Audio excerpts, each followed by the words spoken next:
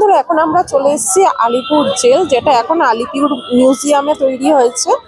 তা আজকে সানডে, তাই সানডেতে একটু দেখতে চলে আসলাম ঠান্ডার মধ্যে আলিপুর জু। তা চলো ভেতরে যাওয়া যাক। বন্ধুরা, এই হচ্ছে আলিপুর জেল, যেটা মিউজিয়াম হয়ে গেছে। অনেক দিনের ইচ্ছা ছিল এখানে আসার, বাট আজকে সেই ইচ্ছাটা ফুলফিল হয়েছে।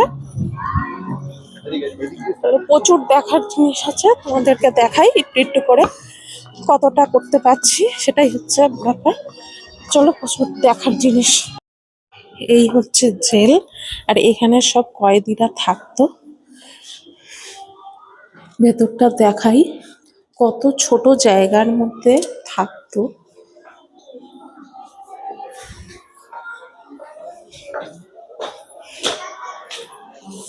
এই একটা,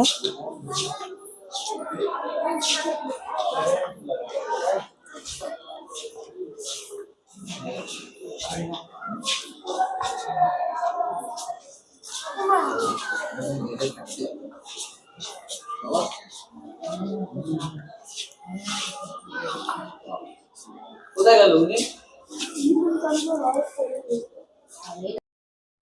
এই একটা দেখো, এখানে লকটা এখানে নেই, বাট লকটা রয়েছে এইখানটায়, বুঝেছো? লকটা এখানটায় রয়েছে, বাট এখানের দরজার সামনে লকটা নেই। এই হচ্ছে ভেতরটা। এই হচ্ছে নেতাজি, এইখানে নেতাজি ছিল। এখানে লেখা রয়েছে নেতাজি সুভাষচন্দ্র বোস, দেশবন্ধু চিত্তরঞ্জন দাস, ওনার এটা কারাগার।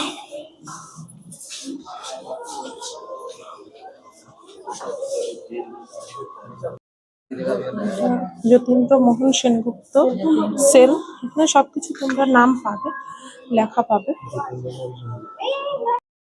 দেখো কতটা সুন্দর লাগছে।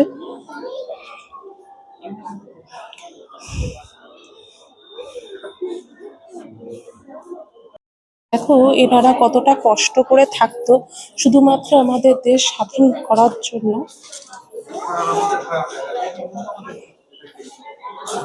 বন্ধুরা, এই হচ্ছে ফাঁসির মঞ্চ। এখন এর ভেতরে যাব, চলো তোমাদের দেখাচ্ছি। এখানে লেখাও রয়েছে,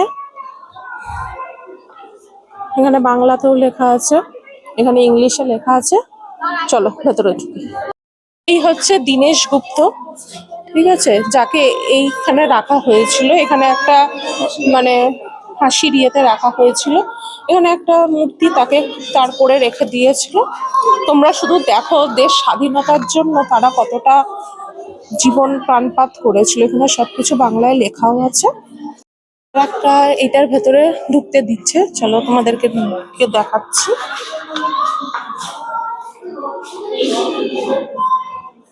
দেখো ভেতরটা কিরকম, এখানে বসার জায়গা, এখানে বসতো।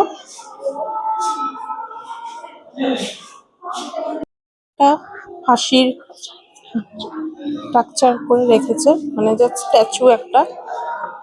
আসল জায়গাটা তোমাদের দেখাই। বিপ্লবীদের ফাঁসি দেওয়া হতো, সেই ফাঁসির পরে যে পোস্টমর্টম হতো, সেই হচ্ছে এই পোস্টমর্টম ঘরটা। আর এখানে বডিগুলোকে শুয়ে তার পোস্টমর্টম গুলো হতো। এই হচ্ছে সেই ফাঁসির মঞ্চ, ঠিক আছে, এইখানে ফাঁসি হতো। আমাদেরকে দেখাই, এই হচ্ছে ফাঁসির মঞ্চ। এখানে দিত, দিয়ে এই নিচের এই মানে ঢাকনাটা এটা খুলে যেত, ফাঁসি হয়ে যেত। দেখো পুরো জায়গাটা দেখাচ্ছে।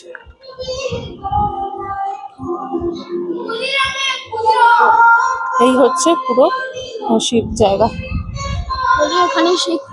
তোমরা লেখাও পেয়ে যাবে যে কাদের কাদের ফাঁসি হয়েছে। আলিপুর জেলের শহীদদের তালিকায় রয়েছে সত্যেন্দ্রনাথ বসু, বীরেন্দ্রনাথ দাশগুপ্ত, গোপীনাথ সাহা, প্রমোদ রঞ্জন চৌধুরী, অন্তর্হরি, দীনেশ গুপ্ত, রামকৃষ্ণ বিশ্বাস, দীনেশ মজুমদার, উপরে আলিপুর জেল, এখানে তাদের ফাঁসি হয়েছিল, তারা শহীদ। এখানে আসলে তোমরা নাম পেয়ে যাবে, ভালো জায়গা, আসো, এসব তোমাদেরও ভালো লাগবে।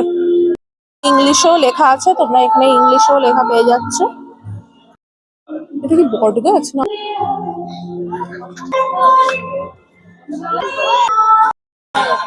এখানে আগে জায়গাটা যেরকম ছিল সেটা এখানে ছবি দিয়ে লেখা দিয়ে রয়েছে।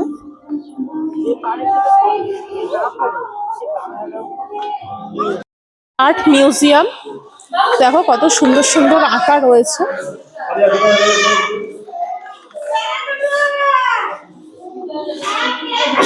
বুঝছো কত সুন্দর সুন্দর আঁকা সব জিনিস, মনে হচ্ছে একদম সত্যিকারের সবকিছু, বাট এগুলো আঁকা। নেহরু জেল, নেহরুর কক্ষ, মানে এখানে নেহরু ছিল, জওহরলাল নেহরু এখানে ভেতরে ছিল। চলো, জওহরলাল নেহরু 17ই ফেব্রুয়ারি, এখানে লেখা রয়েছে সব। এই কারা কক্ষে ছিলেন জওহরলাল নেহরু, এখানে একটা জওহরলাল নেহরু স্ট্যাচু রেখেছে। আর প্রতিটা জায়গায় দেখো লকটা সামনেটাই নেই, লকটা কিন্তু ঠিক এইখানটায় রয়েছে লকটা। যেখানে সবকিছু লেখা রয়েছে নেহরু সম্পর্কে।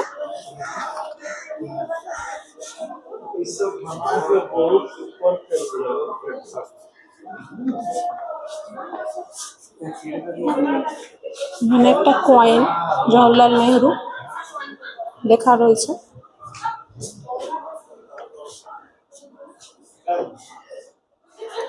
ইন্দিরা গান্ধী স্ট্যাচু করাও রয়েছে, এই হচ্ছে স্ট্যাচু, আর পুরোটা হচ্ছে এরকম। ভালো লাগবে, আসো তোমরা, ভালো লাগবে তোমাদের। হচ্ছে সাধারণ কয়েদিদের জন্য ছিল, মানে যখন স্বাধীনতার পরেও যখন এটা সাধারণের জন্য মানে খোলা ছিল, তখন এখানে যারা কয়েদি তাদের রাখা হতো। ঠিক আছে, আমি অতটা ভালো হয়তো বুঝিয়ে বলতে পারছি না, বাট তোমরা এসে দেখলে খুব ভালোভাবে বুঝতে পারবে।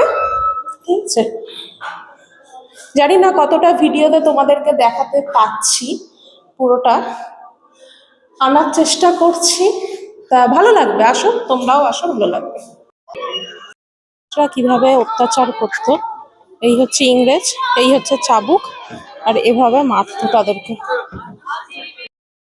স্ট্যাচু করে রেখেছে, যেটা যে স্ট্যাচুটা হচ্ছে আন্দামানের যে কালাপানি যে জেল, সেই আন্দামানের জেলে এই জেলটা তোমরা দেখতে পারবে, সেটারই এটা স্ট্যাচু রয়েছে। এই সেলুলার জেলে কারা কারা ছিল, সেলুলার জেলে সবার জীবন কেমন ছিল এখানেই সেটা দেখানো হয়েছে।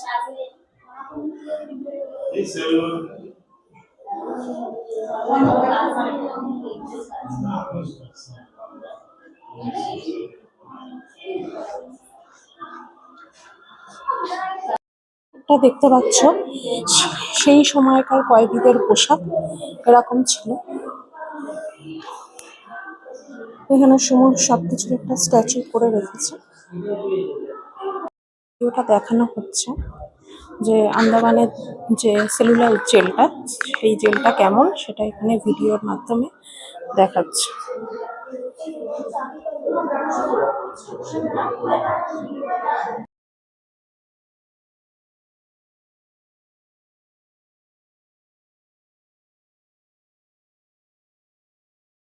এটা এরকম স্ট্যাচু করে রেখেছে, উনি ঝাড় দিচ্ছে।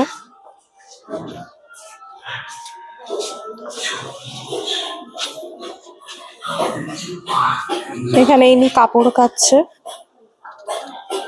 মিউজিকও হচ্ছে, ঠিক আছে, ইনি স্নান করছে, স্ট্যাচু করা। এরকম থালায় ওনারা খেতেন।